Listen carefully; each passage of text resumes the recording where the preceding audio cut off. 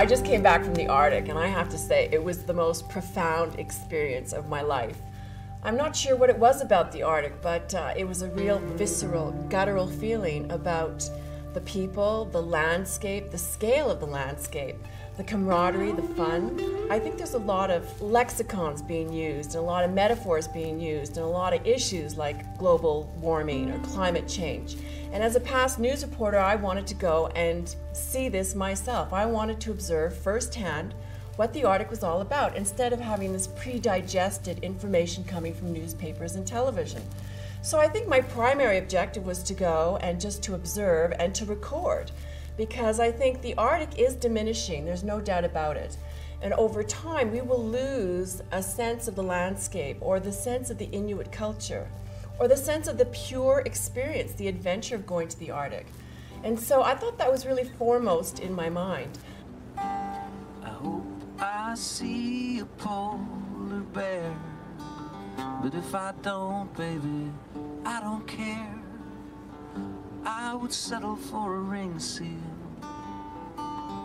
a walrus or a polar eel, 'cause it's a magic, magic place. The other thing that was really important for me was to look at the icebergs. The icebergs were just beyond belief. They are beyond beauty. It was as if they were these magnificent castles of snow and ice, and the color would change depending on the time of day. And they were like object d'art. They were just these huge sculptural entities. And just when you thought you saw the most ultimate of all the icebergs, the most beautiful, another one would float by with different curvatures, and it would just blow you away. So instead of bringing a hard news story to what I wanted to accomplish going to the Arctic, was more of a recording of the information, almost like accumulating the data. And to come back with this data, both in videotape material and high definition tape, a lot of photographic digital material, and also some sketches and some studies of the Arctic, so that my thinking was, I could use the videotape sort of as a projection of space and new technology, and then dissolve it into an older technology of photographic material, and then ultimately into paintings. And so what you're about to see is like this transition between videotape, photograph, and studies or paintings, which I've done in my studio. And I think what I wanted to do too was to excite people about the Arctic.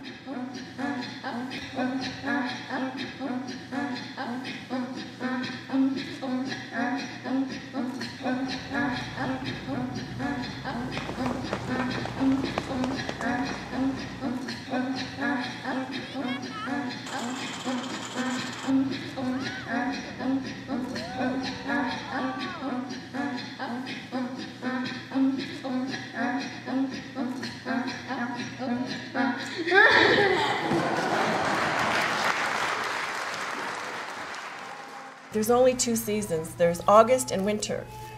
And I think I had to really admire the way the Inuit deal with that. They have lived in synergy with their habitat, with their environment. I respect that very much. We heard many, many stories of what's happening with climate change and how it's affecting the Inuit. I was also very impressed with their sense of gentleness.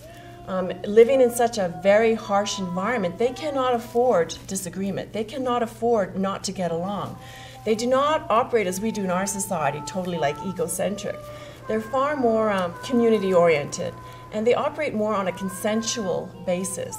And I found that, very enlightening and very refreshing. I thought, we could learn a lot from the Inuit.